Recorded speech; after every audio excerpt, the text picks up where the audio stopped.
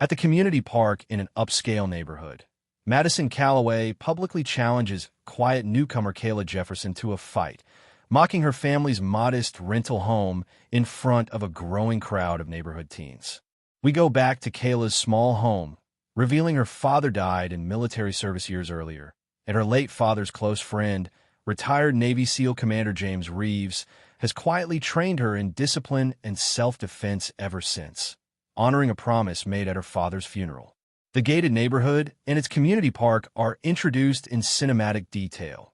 Manicured lawns, luxury homes, a social hierarchy among the neighborhood's teenagers, and the pressure of a public audience gathering to watch.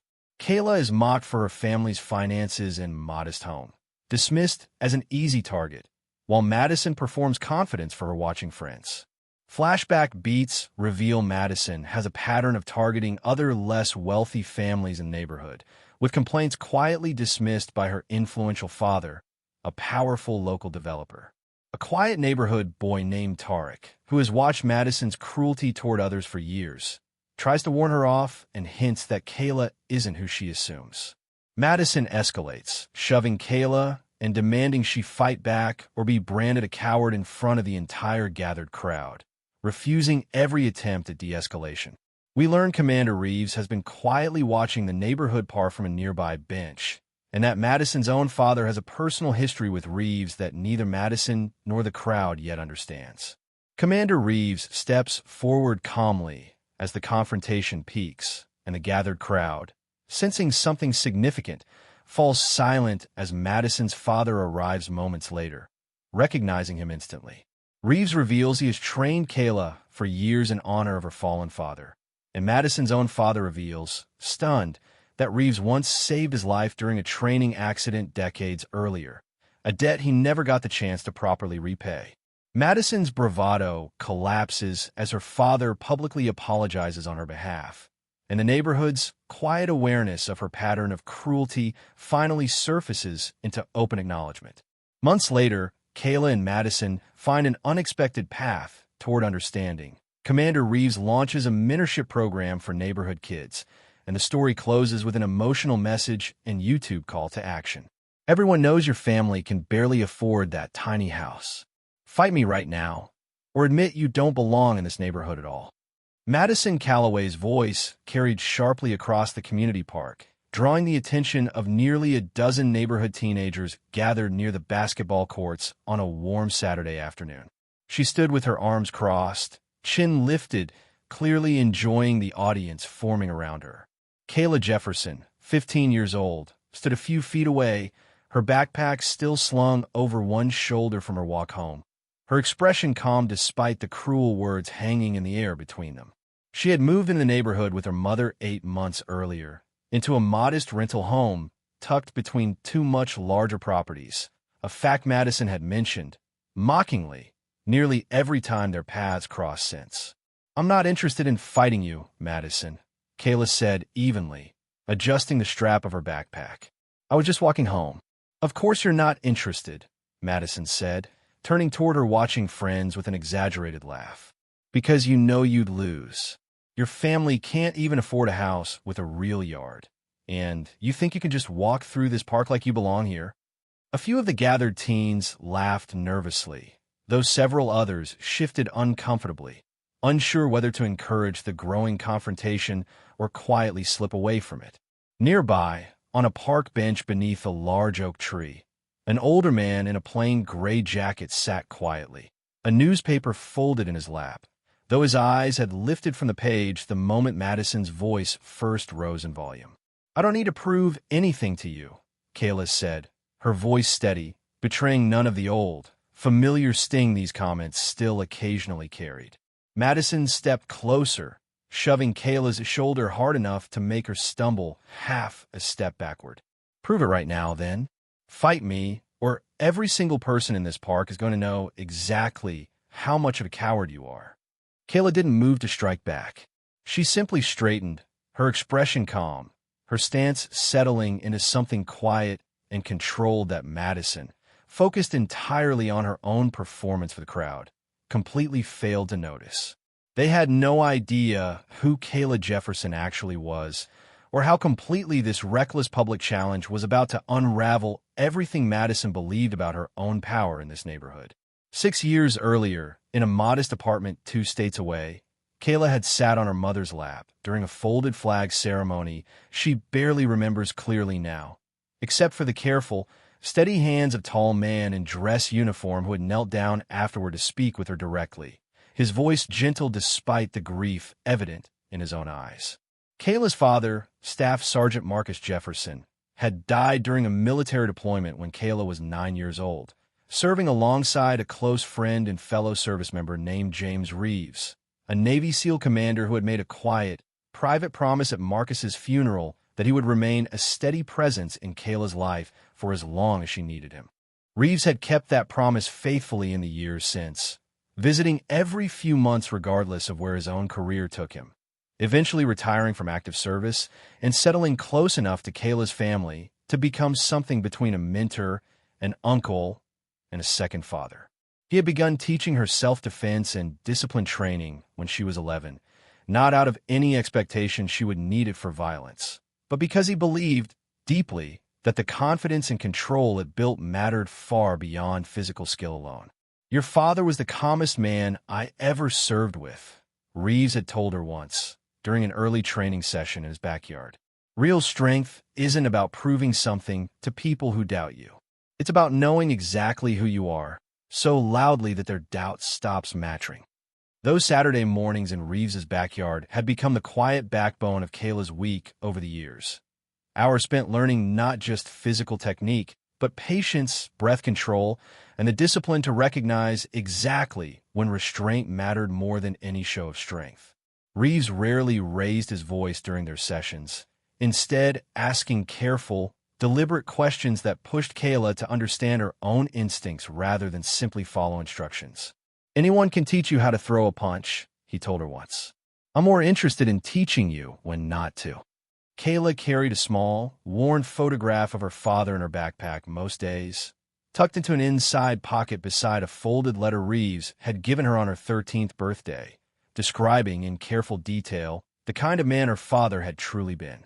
She rarely showed either to anyone, holding them instead as quiet, private anchors during moments exactly like the one unfolding now in the community park. She had no idea, walking home from school that Saturday afternoon, that everything Commander Reeves had spent 6 years teaching her was about to be tested in front of an entire neighborhood. The gated community of Ashford Point sat along the city's northern edge, its winding streets lined with sprawling homes, manicured lawns, and a private community park featuring a renovated basketball court, a small pond, and shaded benches beneath old oak trees that had stood on the property long before any of the surrounding mansions were built. Ashford Point's teenagers had developed, over the years, a fairly rigid social hierarchy of their own, one that closely mirrored their parents' relative wealth and status within the community. Madison Calloway, daughter of prominent local real estate developer Grant Calloway, sat comfortably near the top of that hierarchy, accustomed to a level of social deference from her peers that she had rarely, if ever, seen genuinely challenged. Kayla and her mother had moved into the neighborhood's smallest available rental property the previous year, drawn specifically by the excellent public school district, a decision Kayla's mother had made carefully after years of saving, determined to give her daughter access to opportunities that had felt increasingly out of reach in their previous, more affordable neighborhood. That Saturday afternoon, the community park held its usual weekend gathering of neighborhood teenagers, drawn by the basketball courts and the simple appeal of a warm afternoon outdoors. It was on the surface an ordinary, peaceful scene, exactly the kind of setting where a public confrontation would draw maximum attention and maximum social consequence for whoever came out on the losing end of it. It was into this carefully maintained social hierarchy that Kayla had unknowingly walked that afternoon, carrying nothing but her school backpack and her quiet, practiced composure, entirely unaware of just how publicly Madison intended to test the neighborhood's assumptions about exactly where she belonged. Kayla's mother, Denise Jefferson, worked long shifts as a hospital administrator, often leaving before sunrise and returning well after dark, determined to give her daughter the kind of stable, opportunity-rich environment she believed her late husband would have wanted for their child. She rarely had time to fully understand the social dynamics Kayla navigated each day among her wealthier peers, trusting instead in the quiet strength and grounded values she and Commander Reeves had worked together to instill. She had no idea how quickly this peaceful Saturday afternoon was about to become the moment her entire neighborhood finally understood who she really was. The taunting had started weeks earlier, growing gradually more pointed each time Madison encountered Kayla around the neighborhood. Though this Saturday marked the first time it had escalated into something staged for a full, gathered audience. "I heard your mom works 2 jobs just to keep up with rent here," Madison said, her voice carrying easily to the surrounding teens. "Must be exhausting, trying so hard to fit in somewhere you clearly can't actually afford." "My mom works hard because she loves me," Kayla said calmly, refusing to let the comment land the way Madison clearly intended. "I don't think that's something to mock."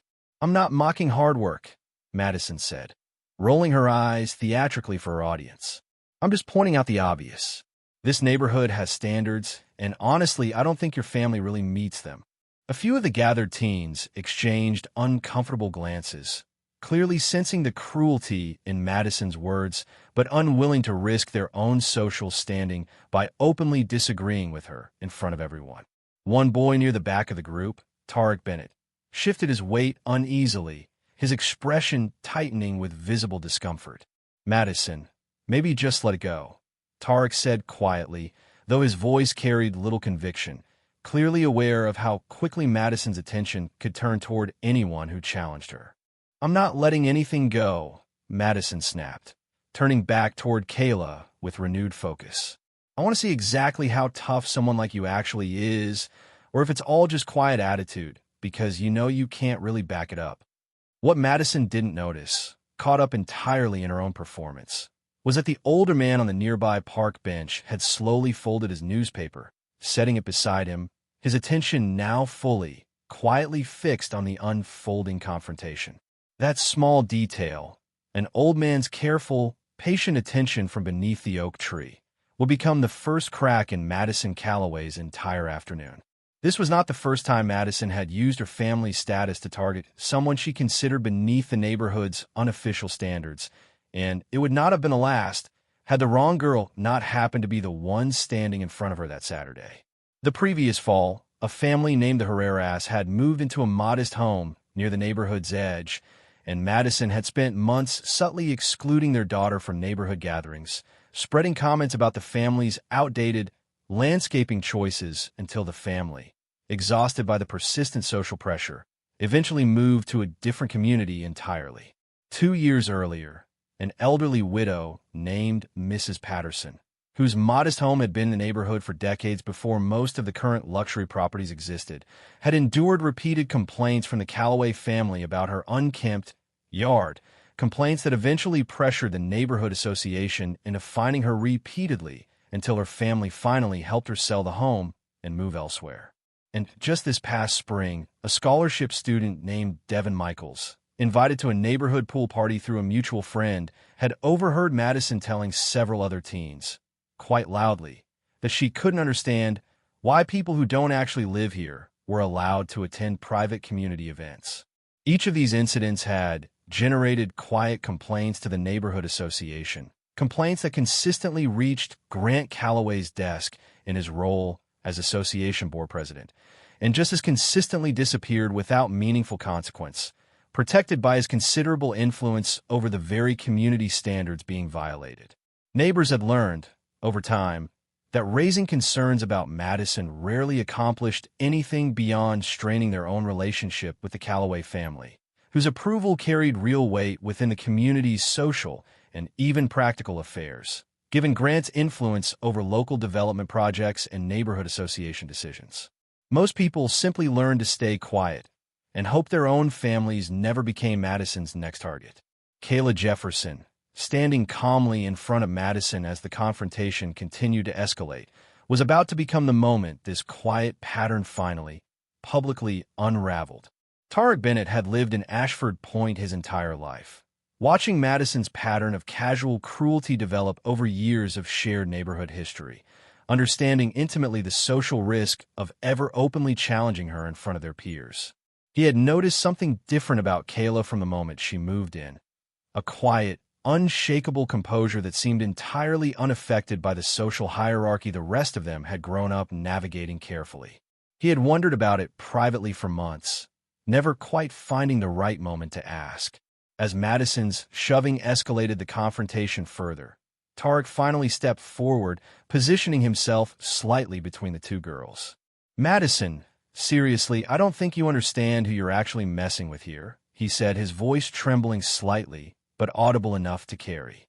"What is that supposed to mean?" Madison snapped, clearly annoyed by the interruption.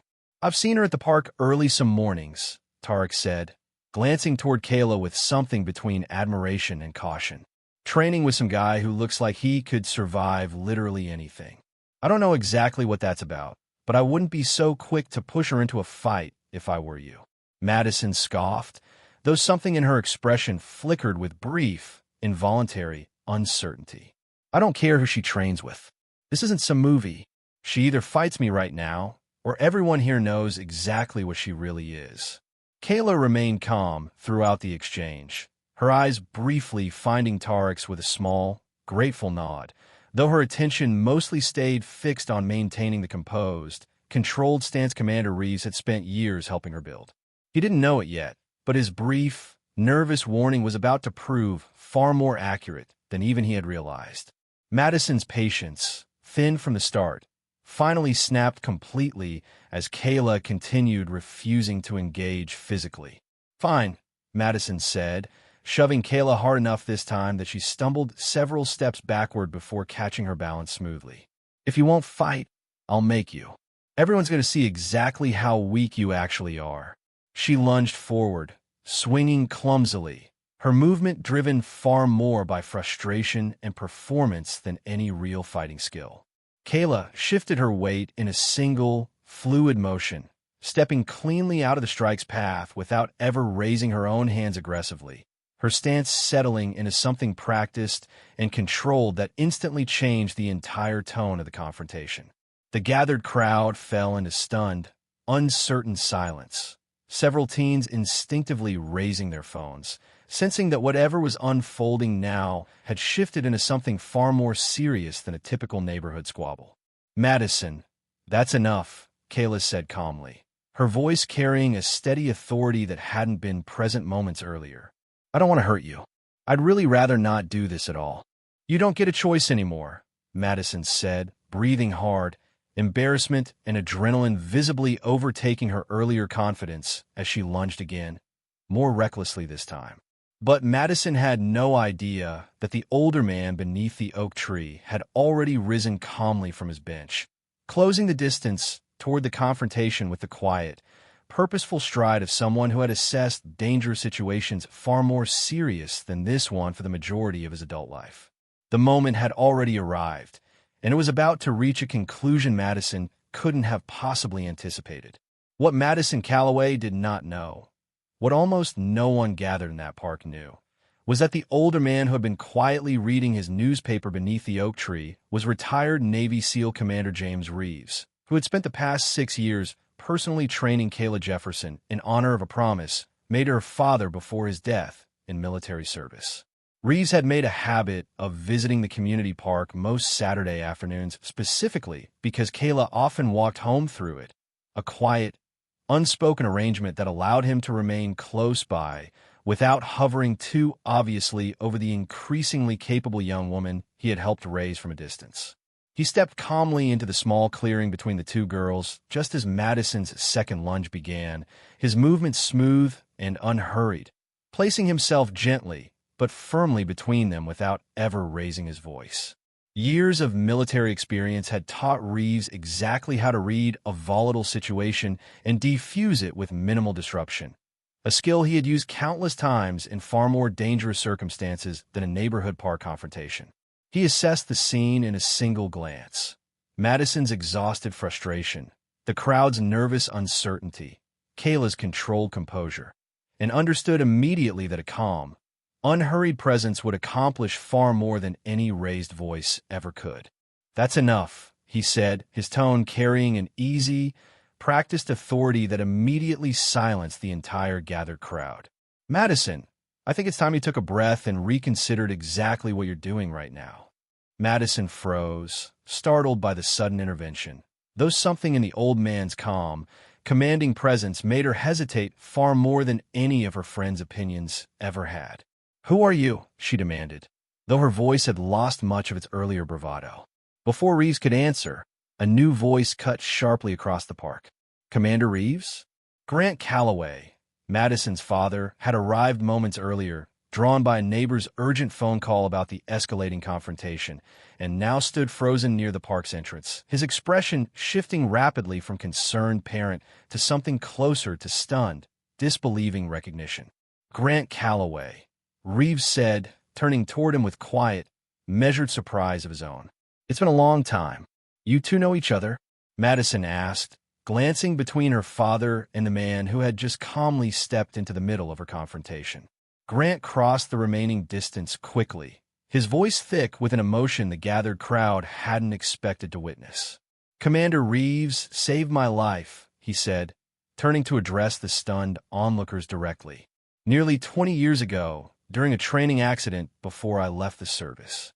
I owe this man more than I've ever properly found the words to express."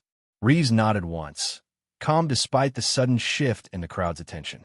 "I've spent the years since keeping a promise to an old friend," he said, gesturing gently toward Kayla, who stood quietly beside him, her composure unshaken despite everything. "Kayla's father, Marcus Jefferson, served alongside me. He didn't make it home from our final deployment together. I promised him I'd look after his daughter, and I've kept that promise every day since." Grant's face had drained of color entirely as the full weight of the situation settled over him. "Madison," he said, turning toward his daughter with an expression of dawning, horrified understanding, "what exactly have you been doing to this girl?" Madison, for the first time all afternoon, seemed genuinely at a loss for words, glancing uncertainly between her father's stunned expression and the calm, composed girl she had spent the last 20 minutes trying to publicly humiliate. "I didn't know any of this," Madison said quietly, her earlier bravado completely gone. "I just thought. You thought her family's finances gave you permission to treat her cruelly," Grant said, his voice sharp with a disappointment that carried clearly across the silent park. "That's not who I raised you to be, Madison. That's not who this family is supposed to represent in this community." The collapse that followed unfolded quietly, but unmistakably in front of the gathered crowd of neighborhood teens. "I'm sorry," Madison said, turning toward Kayla, her voice small and genuinely uncertain for perhaps the first time in longer than anyone present could remember. "I didn't know about your dad. I didn't know any of this. You didn't need to know my whole story to simply treat me with basic respect," Kayla said, her voice calm but carrying a quiet, steady weight. "That's the part one don't think you've fully understood yet." Grant Calloway, visibly shaken by the full scope of what had just been revealed, turned to address the gathered crowd directly. "I owe an apology not just to Kayla, but to this entire neighborhood," he said. "I've allowed complaints about my daughter's behavior to disappear without consequence for far too long, because it was easier than confronting what that pattern actually meant." Several parents, alerted by their own children's phone calls during the confrontation, had begun arriving at the park's edge, watching the scene unfold with growing understanding of exactly what had been happening within their community for years without adequate acknowledgement. Tarek, still standing nearby, exchanged a quiet, relieved glance with Kayla, silently grateful that his hesitant warning had ultimately mattered, even if it hadn't been the deciding factor in how the confrontation resolved. Justice in that community park arrived not through the fight Madison had demanded, but through the simple, unavoidable truth of who Kayla truly was finally reaching an audience that had never bothered to ask.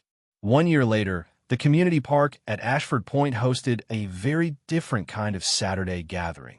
The inaugural session of the Marcus Jefferson Youth Leadership Program, a mentorship initiative Commander Reeves launched in partnership with the Neighborhood Association. Funded substantially through a personal donation from Grant Calloway, as part of his family's ongoing effort to make amends for years of quietly overlooked harm.